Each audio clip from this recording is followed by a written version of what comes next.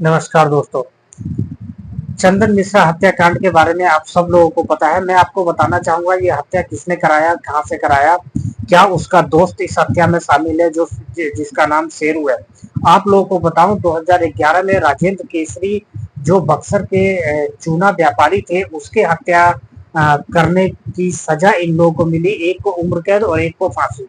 शेरू को फांसी की सजा हुई थी और ये अपना चंदन मिश्रा को उम्र कैद हुआ था। उसी टाइम में शेरू को थोड़ा सा ऐसा लगा जो हम दोनों ने काम तो बराबर किया था, गुनाह बराबर किया, फिर भी मुझे जो है सजा मिली फांसी की और उसको उम्र कैद की। थोड़ा सा उसके मन में खटास सा आया था, फिर भी चलता रहा। उसके बाद चंदन मिश्रा और शेरू का और भी पहले की कहानी है। जो ये नाबालिग था और क्रिकेट खेलने के चक्कर में एक लड़के से जैसे गांव घर में झगड़ा हो जाता था, वो झगड़ा में जो है चंदन मिश्रा को उस घर वालों ने डांट डपट दिया था और दो चार झापड़ भी लगाए थे। उसके बाद चंदन मिश्रा गया था और अपने घर से जो है जो भी लाइसेंसी बंदूक था वो ले जाके उसको मार दिया था। तो ये पहला नाबालिग इसका कांड था। जब ये जेल गया नाबालिग में, बाल सुरक्षा गृह में, बाल सुधार गृह में, उसी टाइम में ये क्रिमिनल बन के आया, प्योर क्रिमिनल बन के आया। और राजेंद्र केसरी जो चूना व्यापारी थे उसको गोली मारा। दोनों ने गोली मारने के बाद ये दोनों जेल गए। एक को उम्र के, उससे पहले भी इसने कम से कम 20 से 25 मर्डर किए हुए थे जिसका केस चल रहा था। लेकिन जो अभी सजा हुई थी वो राजेंद्र केसरी मर्डर हत्याकांड में ही हुआ था। तो एक को फांसी और एक को उम्र कैद हुई। तो शेरू को थोड़ा सा दिमाग में लगा। उसके बाद जेल में भी भेदभाव होने लगा शेरू और चंदन के बीच में। चंदन को स्पेशल सर्विसेज मिलते थे, जैसे मोबाइल रखना, गन वन मंगा लेना, दोस्तों से मिलना जुलना, बाहर का भी काम करा लेता था, सारे नशा पानी के सामान अंदर मिलता था। लेकिन शेरू के साथ ऐसा नहीं होता था। तो उसके बाद फिर कई बार पेरोल लगाया, लेकिन दोनों का पेरोल रिजेक्ट हो जाता था। इस बार चंदन का पेरोल लग गया और फिर से शेर सिंह का नहीं लगा। तो शेर सिंह को तो पूरा ऐसा था ही जो इसकी पहुंच है और ये अपने लिए तो करता है लेकिन मेरे लिए कुछ नहीं करता है, मुझे कोई सर्विसेज नहीं मिलती है। इस वजह से शेर सिंह और कुछ पैसों का भी लेन देन रहा होगा, क्रिमिनल का ऐसा ही होता है। और मुझे क्या लगता है सिस्टम भी ये चाहती है जो एक को थोड़ा सा प्रिविलेज दो तो दूसरा एक दूसरे के दुश्मन अपने आप हो जाएंगे, ऐसा हो सकता है, मुझे पता है। तो फिर इसी तरीके से ये पेरोल पे आया और 12-13 दिन तो अपने गांव बक्सर में गुजार दिया। जब ये आया था तो इसका बहुत ही स्वागत हुआ था, बहुत तगड़ा।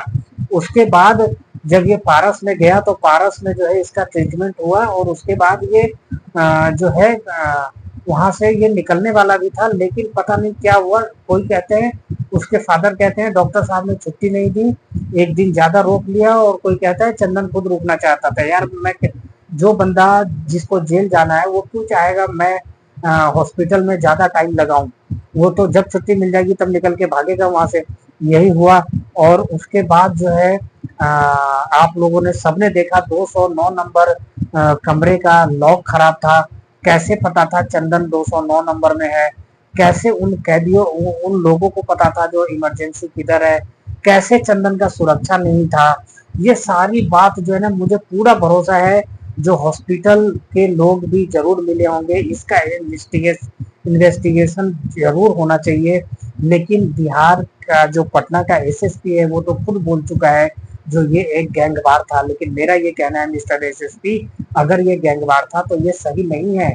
एक गैंग दूसरे गैंग के आदमी को मार दे तो बात बराबर हो जाए, एक आदमी दूसरे आदमी को मार दे तो क्या ये बात आपस में मारपीट कर ले तो ये बात ठीक है, बराबर हो जाता है। फिर आपका ये जज, फिर आपका ये हाई कोर्ट, फिर आपका ये सिविल कोर्ट, फिर ये पुलिस वाले, फिर डीएसपी, एसएसपी और बिहार पुलिस के इतने जवान क्या करने के लिए हम लोगों ने रखा हुआ है? जो हमारे खून पसीने की कमाई की सैलरी तुम्हें जाती है, इसीलिए जाती है जो हमारी जान की वहां कोई कीमत नहीं है। मैं एक बात बताऊं, चलो चंदन मिश्रा साधु नहीं था, वो भी क्रिमिनल था, लेकिन आज 15 दिनों में जो 50 से ज्यादा हत्या हुई है बिहार में। जो एक बिजनेसमैन भी जो थे गोपाल खेमका, क्या वो भी क्रिमिनल थे? वो भी गैंगवार में मारे गए थे। आपके डीजीपी कह रहे हैं जो एक बिहार में अप्रैल मई जून में बारिश नहीं होती इसलिए किसान जो है किसान फ्री होता है। इसका मतलब क्या है? किसान गोली चलाते हैं, किसान हमारे क्रिमिनल है? क्या हमारे बिहार के किसान डकैत है? आप ऐसा कहना चाह रहे हैं? ऐसे ऐसे डीजीपी को मैं क्या बताऊं दोस्तों, कहना नहीं चाहता। इनके ऊपर कमांड चढ़ाने वाला ना कोई तगड़ा नहीं बैठा हुआ है, नहीं तो इनकी तो पसीना वहां वहां से निकाल दे जहां ये पीठ पोछ ना पाए।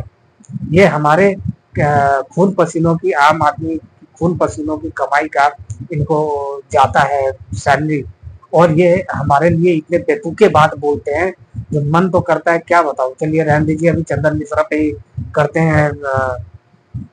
तो चंदन मिश्रा को मार दिया गया, और जिसने मारा उस लड़के को देखिए ना, उसने अपना चेहरा छुपाया और बेखौफ गया। वो इसलिए गया जो वो अगला डॉन बनना चाहता है, और वो बहुत क्राइम करना चाहता है। अगर उसे न रोका गया, और बिहार का जो स्थिति है, हमें पूरा भरोसा है उसे नहीं रोका जाएगा, और वो एक शहाबुद्दीन बनेगा। वो एक ये जो यूपी का था कौन, शुक्ला, वो शुक्ला बन सकता है। वो अतीक अहमद बन सकता है। वो बहुत बड़ा खूंखार कोई गैंगस्टर बन सकता है, अगर उसे अभी कंट्रोल नहीं किया गया। और ये बिहार के लिए बहुत चिंता की बात है, वहाँ के लोगों को सोचने की बात है। और ये मेरा नया वीडियो है, नया चैनल है, आप लोग इसको सब्सक्राइब करें, कमेंट करें और लाइक करें। और जैसे मैं डेली आप लोगों को क्रिमिनल क्राइम से रिलेटेड वीडियो शेयर करा करूंगा, वीडियो बना के आप लोगों को दिया करूंगा। तो आप लोग जरूर इसको सब्सक्राइब करें मेरे चैनल को, और मिलते हैं कल। तब तक के लिए जय हिंद, जय भारत, नमस्कार।